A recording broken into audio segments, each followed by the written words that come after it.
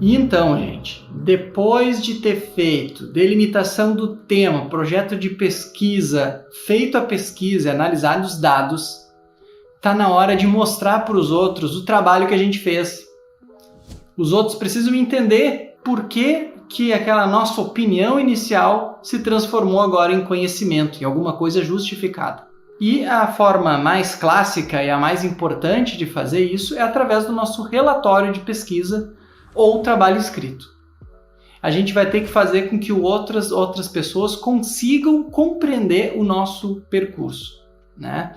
E constituir conhecimento tem a ver com as pessoas conseguirem ver esse percurso que a gente fez, entendendo cada uma das partes, que eles entendam as nossas justificativas. O relatório ou trabalho escrito, ele vai ter que permitir com clareza as pessoas consigam entender sobre o que é a pesquisa, quais são os objetivos, o que ela procurou alcançar, o que foi realmente encontrado e qual é o resultado final, qual que é a avaliação que a gente faz. Um bom trabalho escrito, ele tem uma apresentação limpa, ele é claro, ele é compreensível, permite uma apreciação dos resultados e tem uma reflexão crítica sobre a própria pesquisa.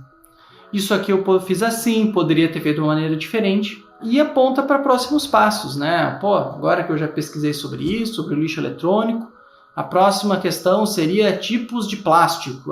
Quais são os tipos de plástico descartado na escola? Não sei. Mas a pessoa vendo a sua pesquisa, num bom trabalho escrito, no final ela ainda aponta para onde que deveria continuar esse esforço de pesquisa que a gente chama. Mas professor, quantas páginas tem que ter um trabalho escrito? Olha, isso varia de acordo com a pesquisa e do que foi encontrado. Muitas páginas não são sinônimo de um trabalho bom e consistente. E poucas páginas, elas não significam que o trabalho não foi bom. Tem alguns tipos de trabalho que vão necessitar de muita coisa escrita, muita coisa explicada. E outros que basta apresentar alguns gráficos e ali está o que eu preciso realmente mostrar para as pessoas. Então, assim, muitas páginas não significa que meu trabalho é profundo, né? Pode ser até que a escola coloque um mínimo e um máximo de quantidade de páginas, mas na verdade isso é uma coisa menos importante. O que tem que estar são aqueles elementos de clareza, né? Que a pessoa entenda bem o trabalho feito. Mas como é que é o formato de um trabalho escrito? Tem gente que fala em ABNT, Associação Brasileira de Normas Técnicas. O que é isso?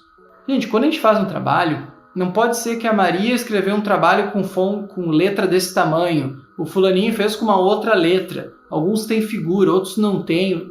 Então a gente padroniza isso. O texto tem que ser escrito em fonte Arial ou Times New, né? Times New Roman, tamanho 12, espaçamento de 1,5. Mas o importante é que eu consiga ler o trabalho e ele fique claro. Texto justificado, com espaçamento entre linhas e tudo mais. Sempre que a gente utilizar entrevista, livro, site ou alguma fonte do que alguém está falando, e não sou eu que estou escrevendo, a gente precisa indicar no nosso trabalho escrito. Abre aspas, o lixo eletrônico ele é um problema muito grande para o meio ambiente, fecha aspas. Fulaninho de tal, no site tal. Tem que ser dito, gente, senão quem está lendo não sabe o que o aluno produziu e o que foi dito e produzido por outros. Às vezes a gente pensa o seguinte, eu lembro também que eu fazendo iniciação científica e outras pesquisas, né, lá na graduação. Alguém fala alguma coisa que é muito interessante e a gente pensa, é exatamente o que eu iria falar. Será que eu não posso colocar como sendo eu?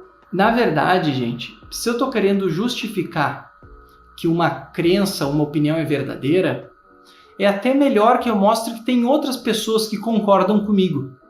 Então eu coloco a minha opinião, coloco a opinião da pessoa e mostro que, olha só, não sou só eu que pensa nisso.